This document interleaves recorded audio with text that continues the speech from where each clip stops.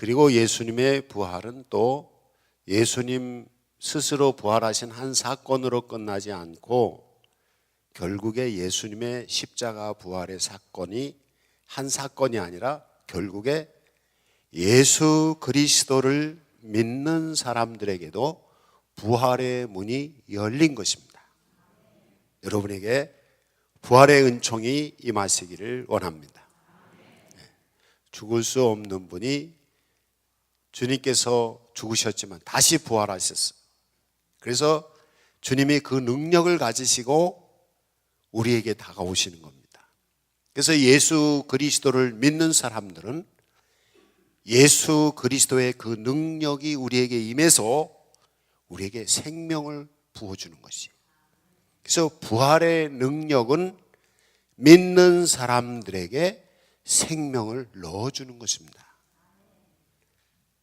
이 부활절이 되면은 우리가 이렇게 숲이라든지 모든 사람들을 보든지 하면 부활절에는 생명이 넘쳐납니다. 그래서 꽃이 피고 그리고 모든 식물들의 잎이 자라고 그럽니다. 이게 부활의 힘을 나타내는 것입니다. 그리고 나이 드신 분들이 찬양하는 거하고 어린애들이 이제 찬양하는 거하고 목소리가 다르고 힘이 다르잖아요. 생명이 있다는 뜻입니다. 생명이.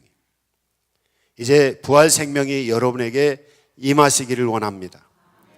예수님의 부활은 2000년 전에 예수님이 십자가에 달리시고 부활하신 것 그것으로 끝나는 게 아니라 예수 그리스도를 믿음을 통해서 예수 그리스도의 제자가 되고 하나님의 자녀가 되고 하나님의 백성이 된 사람들에게도 그 생명의 힘이 전해지는 것입니다. 그래서 십자가와 부활을 믿는 사람들에게 예수님의 생명의 힘이 전달되는 줄로 믿으시기 바랍니다. 그래서 오늘 읽은 성경의 말씀에 보면 보라 이전 것은 지났으니 새 것이 되었도다.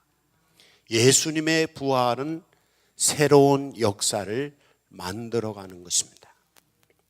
예수님의 제자들이 예수님의 부활하신 것을 본 후부터 그들의 인생이 바뀌었습니다.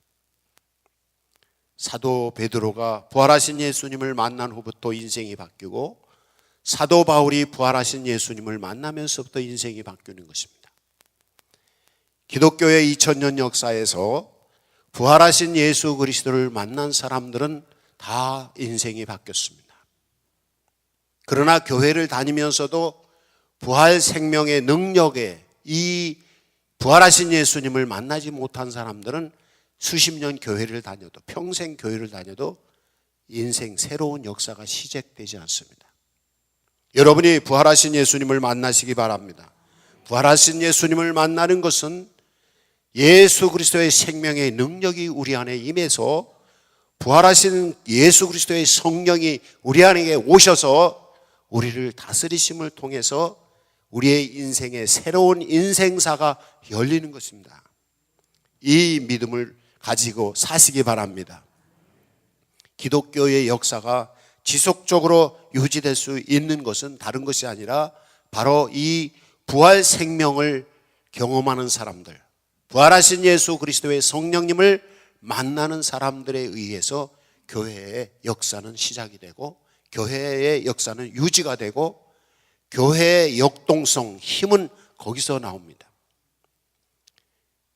요즘 교회들이 문을 닫고 교인 숫자가 줄고 그러는 이유는 뭐냐면 그 교회의 교인들이 부활하신 예수님을 만나지 못했기 때문에 그렇습니다.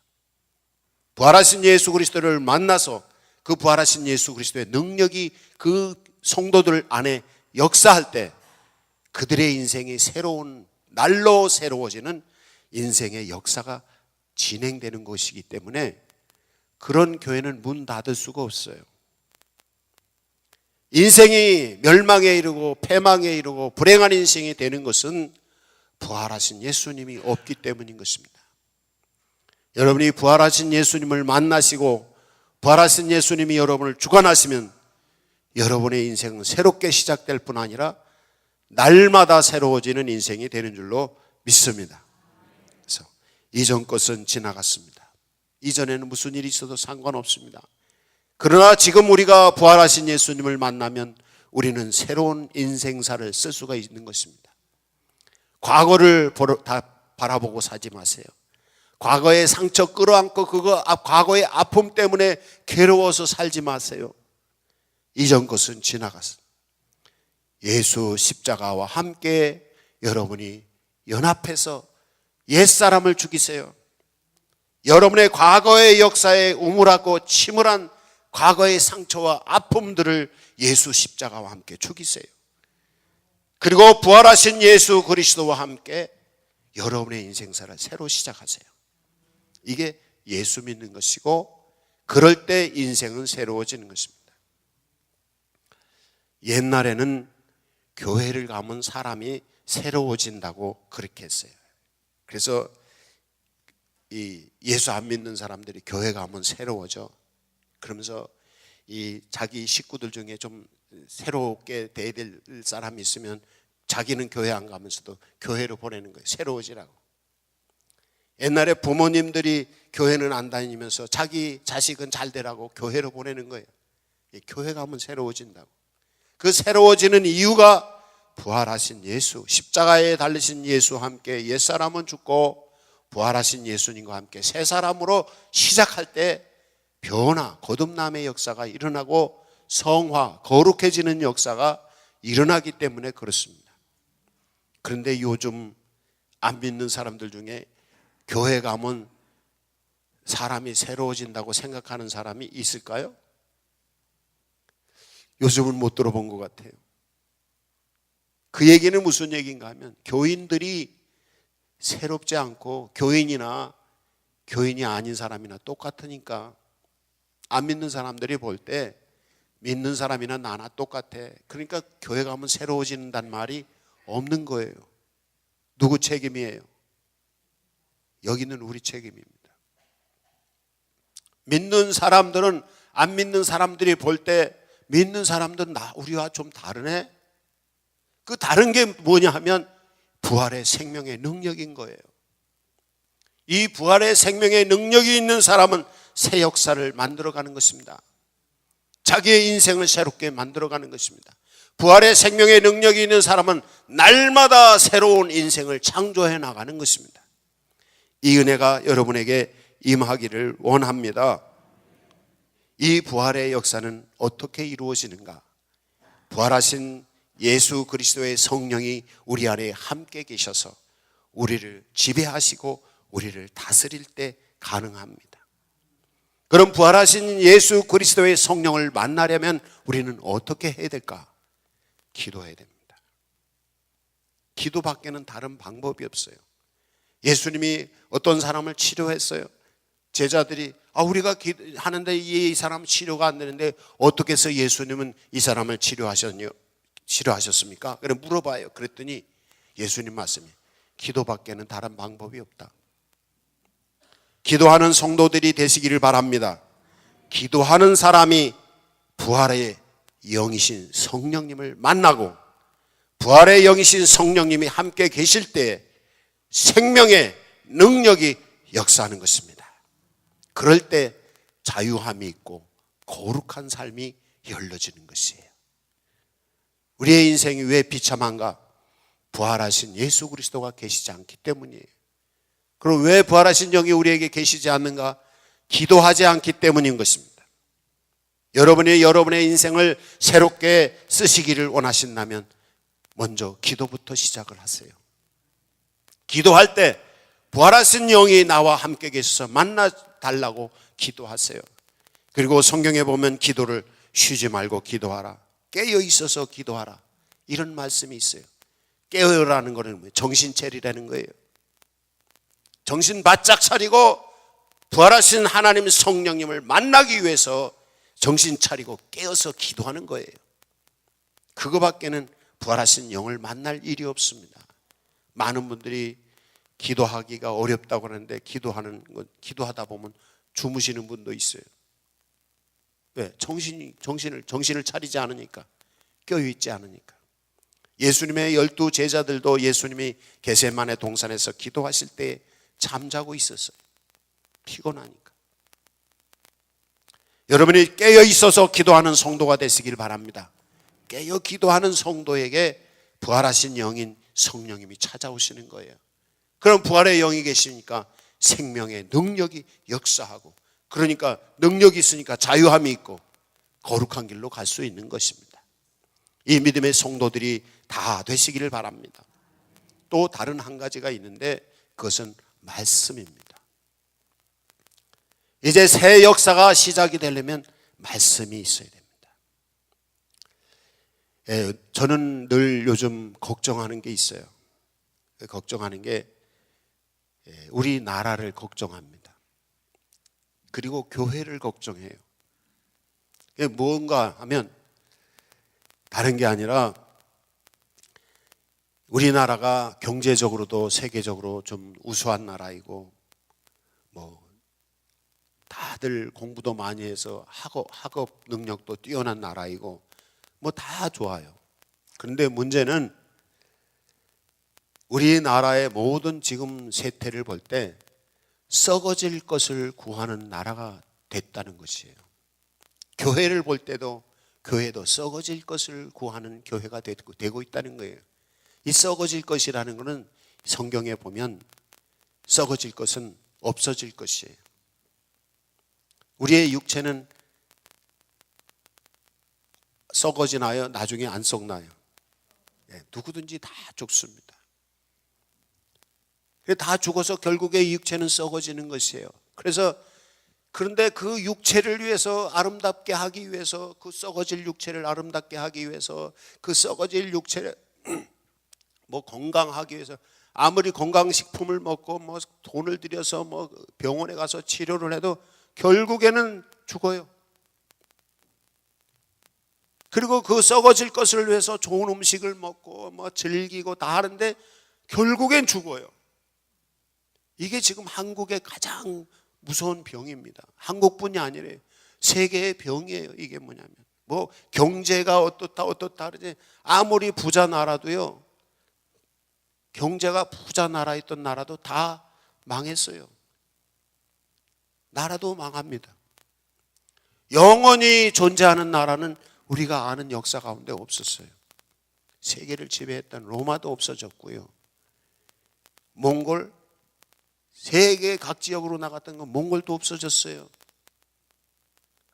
왜? 썩어질 것을 구하는, 남을 정복하고 남을 이기고 자기가 황제가 되고, 요새는 대통령이 되고, 이 다 썩어질 것이라는.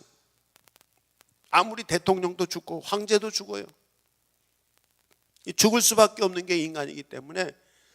근데 많은 사람, 역사의 비극은 어디서 오는가 하면 썩어질 것을 구하는 데서부터 역사의 비극이 오고, 새로운 역사가 아니라 역사가 멈추는 이유는 썩어질 것을 구하는 데서 역사가 멈춥니다. 지금 대한민국의 역사가 위태합니다. 다른 게 위태한 게 아니라 썩어질 것을 구하는 거예요. 무슨 좌파니 우파니 이게 문제가 아니에요. 똑같아요. 제가 볼 때는 좌파나 우파나 다 썩어질 것을 구하고 있고 썩어질 것을 위해서 싸우는 것이에요. 우리가 정말 구해야 될 것은 썩지 아니하는 가치, 영원한 가치를 구하는 나라가 되어야 됩니다. 교회도 그래요. 교회가 정말 중요한 가치를 가지고 있는 것은 썩지 아니하는 영원한 가치를 가지고 있는 게 교회인데, 교회도 썩어질 가치를 추구하는 거예요. 그래서 건물을 잘 지어놓은, 아무리 교회 건물을 잘 지어놓으면 뭐래요? 부활하신 예수 그리스도의 성령이 계시지 아니하고 성령의 충만한 성도들이 있지 않으면 아무리 건물을 잘 지어놔도 그 건물은 소용이 없는 거예요. 교인이 없으면 아무리 잘 지은 건물이 무슨 소용이 있겠어요? 멋있는 교회라고 사람들이 가서 그 교회 가서 앉아 있는데 그 교회에 하나님의 성령이 계시지 않으면, 부활하신 예수 그리스도가 없으면 그게 무슨 의미가 있어요? 부활하신 예수 그리스도께서 여러분 안에 계시기를 바랍니다. 이게 그런 얘기 우리가 많이 하잖아요. 고기를 고기를 갖다 주는 것보다 고기 잡는 방법을 가르쳐 줘야 된다. 뭐 이런 얘기, 그 유대인의 교훈에 그런 얘기가 있잖아요. 그래서 아기가 고기가 필요하면 생선을 갖다 구워다가 앞에 바치는 것보다 그 고기 잡는 방법을 가르쳐 준다는 거예요. 이 방법을 가르쳐 준다는 게 뭐냐면 영원한 가치인 말씀이에요. 말씀이에요. 그러니까 지금 눈에 보이는 돈, 눈에 보이는 육체의 건강, 눈에 보이는 뭐 명예, 눈에 보이는 어떤 물질들, 이것을 추구하고 가는 것, 그건 다 썩어질 거예요. 결국에는 없어져요. 100년도 못 넘어서 다 없어져요. 우리가 가지고 있던 물질이라든지 우리가 가지고 있던 뭐 건강이란 다 그래. 우리나라 현대 역사에서도 보면 굉장한 재벌들이 다 하루아침에 무너지는 걸 보잖아요. 그게 무엇 때문에? 썩어질 것을 구하는 것 때문에. 그러나 힘은 어디서 나오느냐 하면 새로운 역사가 시작되고 더 새로운 역사로 성장하고 발전하는 것은 어디서 나오느냐 하면 말씀에서 나옵니다. 그래서 세상은 다 없어져도 말씀은 살아있다고 예수님 말씀하신단 말이죠. 이제 이 나라가 유지가 되는 것은 다른 거 아니에요. 하나님의 말씀이 살아있어야 돼요. 교회가 지속될 수 있는 것은 말씀이 살아있어야 돼요. 자녀들에게 돈을, 재산을 물려주는 것보다 더 중요한 것은 자녀들에게 말씀을 물려줘야 돼요. 썩어질 것을 물려주는 것이 아니라 썩지 아니할 말씀을 물려주셔서 그 부활의 영이 함께 계신 생명의 능력과 함께 말씀을 물려주어서 그 말씀이 살아있으면 말씀은 죽은 자도 살리고요, 말씀에는 지혜가 있어서요 더 나은 인생을 만들어가는 것입니다. 부활의 영은, 부활의 영이신 성령님은 기도하는 자에게 나타나시는 줄로 믿습니다. 기도하세요. 성령님 만날 때까지 기도하세요. 하나님이 성령의 능력이 내게 나타날 때까지 기도하세요. 그리고 부활의 영은 말씀하십니다. 성경 말씀을 통해서 우리가 어떻게 살아야 되는지, 물고기 잡는 방법을 배우는 것 같이 하나님의 말씀을 가지고 어떻게 우리의 인생을 살아가야 되는지 말씀이 가르쳐 준단 말이죠. 그래서 말씀을 가지고 나아갈 때 새로운 역사는 시작이 되고 새로운 역사가 전개가 됩니다. 이제 부활하신 예수님을 만나서 성령님이 하시는 말씀을 믿고 그 말씀대로 가시기 바랍니다. 그래서 그러면 이 나라는 영원한 나라가 될 수가 있어요. 정신이 있으면, 정신이 중요하잖아요. 아무리 큰 몸집을 가지고 있고 돈이 많아도요, 정신이 죽어 있으면 죽는 거예요. 지난 주 뉴스에서도 보면 우리나라의 큰 재벌들 3세들이 뭐 마약을 하고 뭐 이랬다는 얘기들이 뉴스에 종종 나오잖아요. 아무리 돈을 많이 물려줘서 그 재벌을 돈을 물려주니 무슨 소용이겠어요? 그 영혼이 죽어 있는데, 그 정신이 죽어 있는데, 이게 문제인 거예요. 여러분이 지금 가난하고 병들고 가진 것도 없고 남에게 질시를 당하고 별 볼 없는 사람이라 하더라도 여러분이 부활하신 예수님을, 부활하신 예수 그리스도의 성령님을 만나시고 기도함을 통해서, 그리고 하나님의 말씀을 여러분이 가지고 있으면 그 말씀이 여러분의 영혼을 살리는 것입니다. 썩지 아니하는 영혼의 사람이 되시기 바랍니다. 우리가 보통 교회에서 얘기할 때 육체의 양식은 뭐라 그래요? 여러분이 먹고 살려면, 이 몸이 살려면 어떻게 해야 돼요? 음식을 먹어야 되잖아요. 음식은 육체의 양식이라고 하잖아요. 근데 보통 교회에서 가르칠 때 영혼의 양식은 뭐라 그래요? 말씀이라 그러잖아요. 그거예요, 바로. 말씀이 없는 사람은 그 영혼이 죽는 거예요. 영혼은 영원한 것인데 그 영원한 영혼이 지속될 수, 생명력을 가지고 자랄 수 있는 것은 말씀에서 나온단 말이에요. 근데 말씀을 버려요. 그 사람은 자기의 영혼을 버리는 자고 썩어질 것을 쫓아가는 자입니다. 이래서 그런 겁니다. 이제 썩어질 것을 구하지 마시기 바랍니다. 영원한 것을 구하세요. 그러기 위해서 부활, 생명, 능력, 예수 부활하신 예수님을 기도하면서 만나셔요. 성령의 능력이 있으면 생명의 능력이 솟아오르는 것입니다. 그리고 말씀을 취하세요. 말씀을 취하면 여러분의 영혼이 삽니다. 여러분의 영혼이 사는 길은 부활하신 예수 그리스도의 성령을 만나는 일과 말씀을 취하는 것입니다. 그렇잖아요. 아무리 건강한 사람도 음식을 못 먹으면 어떻게 되는 거예요? 병들고 죽잖아요. 그러나 아주 병들고 힘이 없는 사람도 음식을 먹기 시작하면 몸이 회생을 하잖아요. 우리의 영혼이 사는 길은 말씀을 먹는 것밖에는 없습니다. 이제 여러분의 새로운 역사를 한번 써보세요. 이전 것은 지나갔습니다. 과거에 어땠든 상관없어요. 내 인생이 여지껏 어땠든 상관없어요. 지금부터 기도하면서 부활하신 예수님 만나세요. 부활하신 예수 그리스도 성령님을 만나세요. 생명의 능력이 오셔서 역사하는 것입니다. 그리고 하나님의 말씀을 취하세요. 말씀을 여러분의 영혼의 양식으로 취하셔서 영혼을 위해서 심고 영원한 썩지 아니하는 것을 위해서 사세요. 그때부터는 인생이 되는 것입니다. 그거를 자녀들에게 물려주고 그거를 자손들에게 물려줘야 돼요. 말씀을 물려줘야 돼요. 아무리 돈을 많이 물려주고 건강이 물려주고 소용없어요. 결국엔 다 썩을 거고 없어질 것이니까. 그러나 하나님 부활하신 생명의 능력이 함께 계시면 역사가 일어납니다. 죽은 자는 말이 없고 죽은 자는 꿈쩍도 안 합니다. 그러나 살아있는 자는 움직일 수 있고 뛰어다닐 수 있고 일할 수 있는 것입니다. 부활하신 예수 그리스도의 생명의 능력이 여러분에게 임하신다면 예수 그리스도의 생명의 능력이 여러분을 움직이게 하고 자유롭게 하고 그 능력으로 무슨 어떤 환경도 다 헤쳐나가는 것입니다.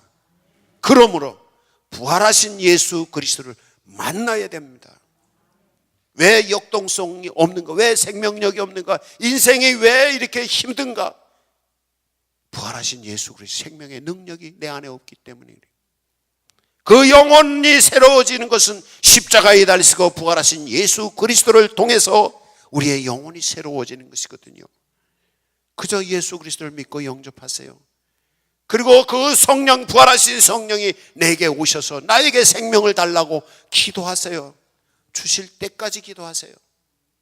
그리고 성령이 임하셨으면 그 성령의 능력을 간직을 하세요. 그 간직하는 방법이 뭐냐면 말씀, 기도입니다. 말씀을 섭취를 해야 돼요. 그래서 말씀을 살아갈 때 일이 일어나는 것입니다. 예수님의 십자가는 우리를 죄에서부터 자유를 주시는 거예요. 그래서 죄인을 의인되게 하셔요. 예수 없이 살 때는 우리는 불순종하며 살 것이에요. 그건 죄인이에요. 불순종이. 말씀을 불순종했어요. 그러나 예수님을 믿고 영접한 후부터는 예수님을 믿고 순종을 하는 거예요. 그러니 주님이 의의 길로 우리를 인도하시는 거예요. 성경에 가르치는 것에 보면은 죄는 우리에게 저주를 가져오고 죄는 우리에게 화를 가져오고 죄는 우리를 불행하게 한다는 거예요. 죄 지은 사람은 저주를 받고 화를 당하고 불행해진다는 거예요. 그러나 예수 십자가 보혈의 은혜로 죄 씻음을 받고 죄 씻음을 받아서 의롭다함을 받은 사람들에게는 축복을 주시는 거예요. 그리고 우리에게 복을 주시는 거예요. 그리고 우리를 행복하게 하시는 것입니다. 오늘은 이 행복에 관해서, 축복에 관해서, 복에 관해서 여러분에게 좀 자세히 설명을 드려야 될 것 같아요. 부활하신 예수 그리스도 성령이 함께 계셔서 말씀이 우리 안에 역사할 때 그때 죄의 권세가 물러가고 의의 권세가 오고 평화의 권세가 오고 생명의 능력이 오고 거룩함과 자유함이 있는 것이에요. 그런데 그 사람에게 무엇가 주어지냐면 하나님이 축복을 하셔요. 축복은 뭐냐면 복을 빌어주는 겁니다. 축복은 복을 빌어주는 거예요. 그럼 복을 받는 게 뭐냐? 그게 강복이라고도 표현을 해도 되고, 그럼 복이라고 그냥 보통 표현해요. 여러분이 복 받으시기 바랍니다. 제가 지금 뭐 했어요? 축복한 겁니다. 축복은 돈 들어갈까요? 안 들어갈까요? 돈이 안 들어가요. 성경에 보면 축복을 많이 하래요. 아브라함도 복의 근원이 된다 하셨고, 믿는 사람도 아브라함처럼 복의 근원이 된다는 거예요. 축복은요, 돈이 하나도 안 들어가요. 여러분, 축복 많이 하세요. 여러분, 잘 되시기 바랍니다. 이게 인사예요. 인사가 축복이고 전도가 축복입니다. 전도가 축복이에요. 예수 믿어서 영생을 얻을 겁니다. 축복이에요. 근데 문제는 제가 여러분에게 건강해지라고 축복을 했어요. 여러분에게 부자가 되라고 축복을 했어요. 여러분이 영원히 영생을 얻어서 천국 가라고 축복을 했어요.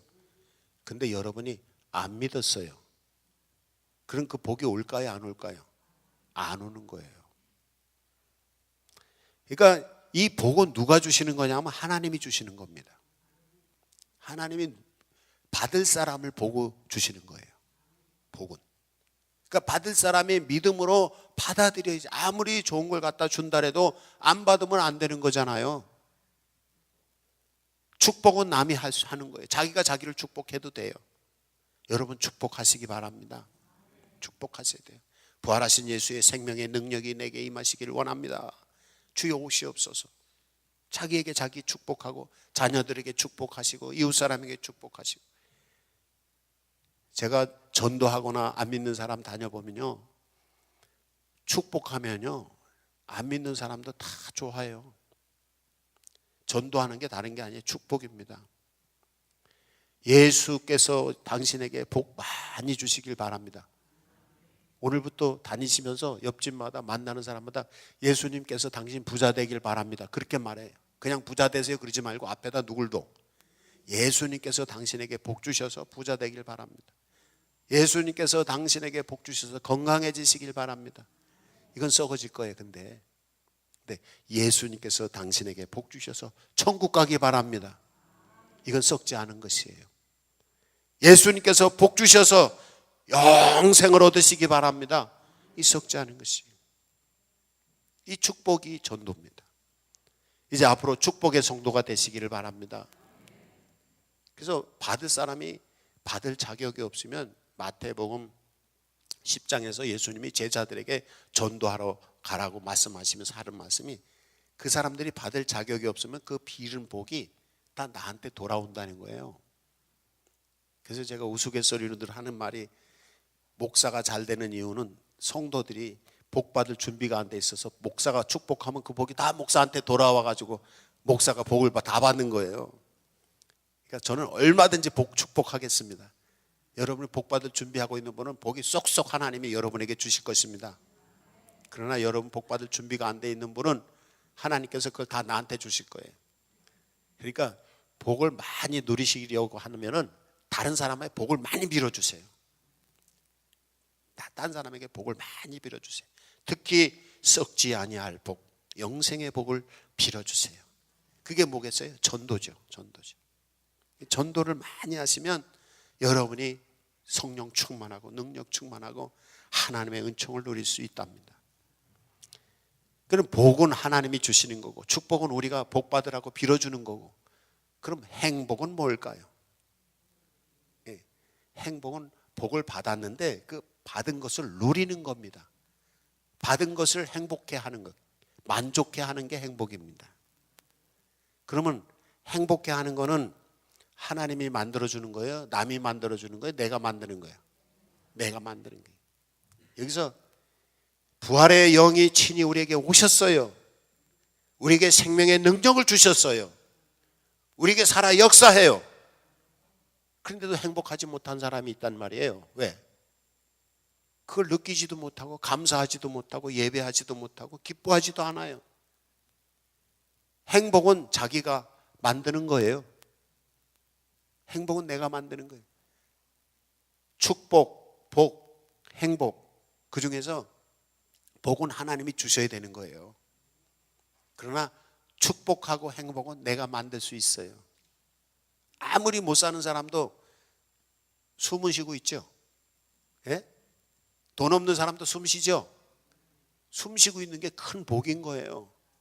그래서 그 행복하셔요. 내가 숨 쉬고 있네. 이게 어떤 사람이 교통사고 났는데 정신을 잃었다가 자기 이제 교통사고 나면서 와, 나 죽었네 하고서 이제 차 속에서 이렇게 했는데 정신을 깼어. 그런데 내가 뭘 하고 있는 거야? 숨 쉬고 있고 내가 정신이 난 거야. 내가 살았네. 여러분, 그 살아있는 게 행복한 겁니다. 하여튼 작은 거라도 내가 뭔가 가지고 있다는 것에 대해서 만족감, 자족감을 느낄 수 있어야 돼요. 그 사람이 행복한 거예요. 아무리 재산을 많이 가지고 있고 건강하고 뭐 배운 게 많고 높은 지위가 있고 해도 매일 불만이야. 매일 화내고 매일 만족하지 않아. 그 사람은 행복하지 않습니다. 그러나 아무것도 가진 거 없어요.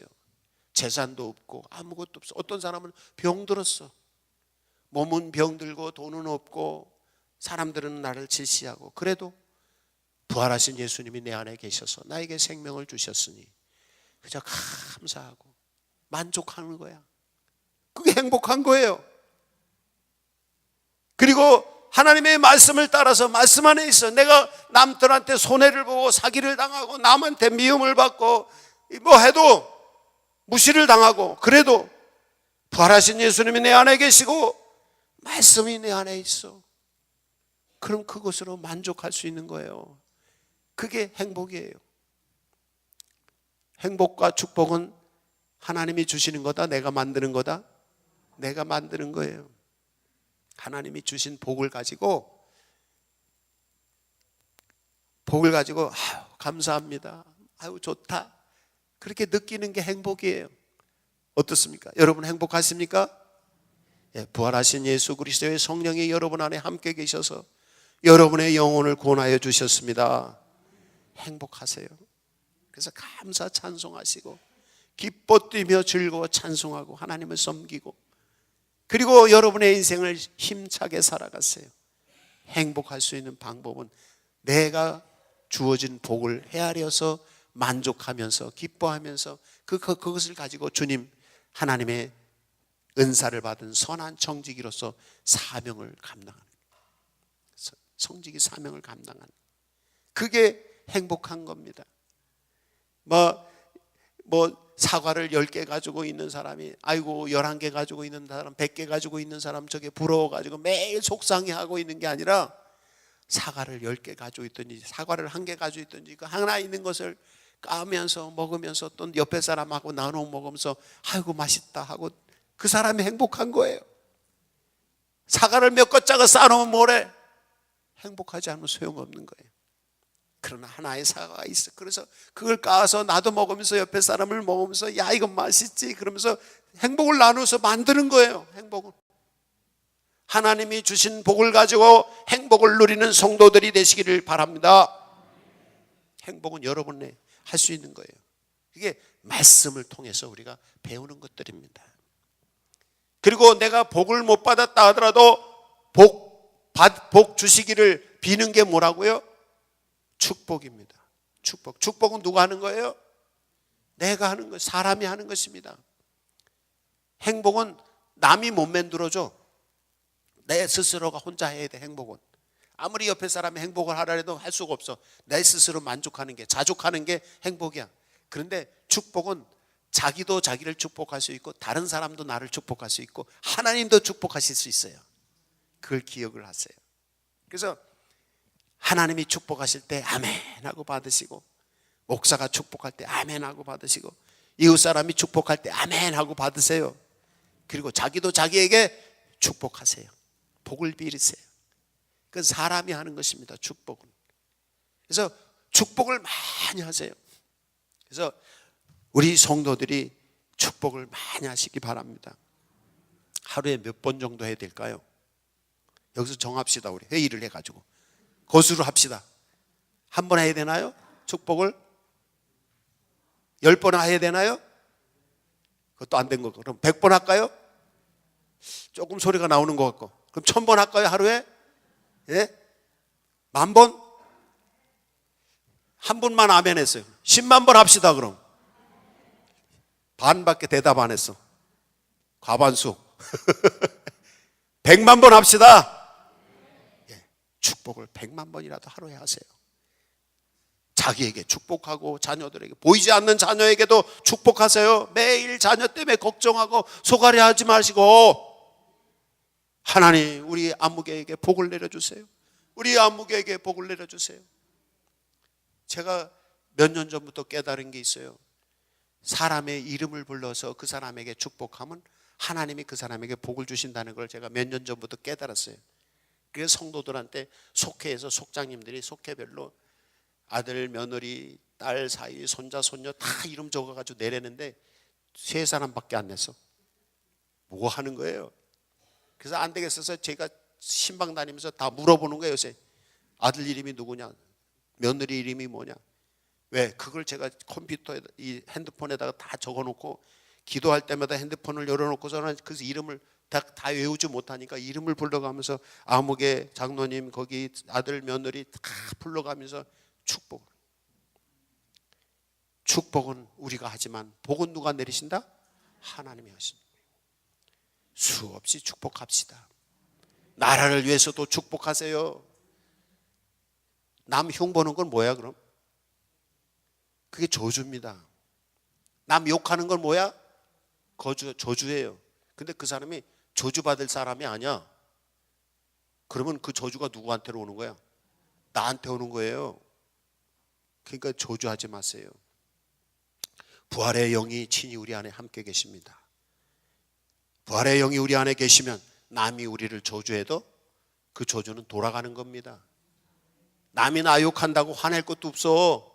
우린 부활의 영이, 성령이 우리를 지배하시고 다스리시고 말씀이 우리 안에 계셔서 생명의 양식이 충만하면 아무리 저주를 해도 그 저주는 내게 임하지 않아요. 다 돌아가는 거예요.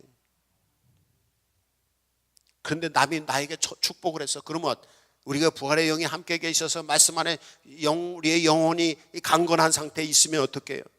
축복하는 게 다 나한테로 오는 거야. 이게 믿음의 성공의 비결이에요. 믿음으로 사는 비결입니다. 이제 부활하신 예수 그리스도를 만나시기 바랍니다. 영혼의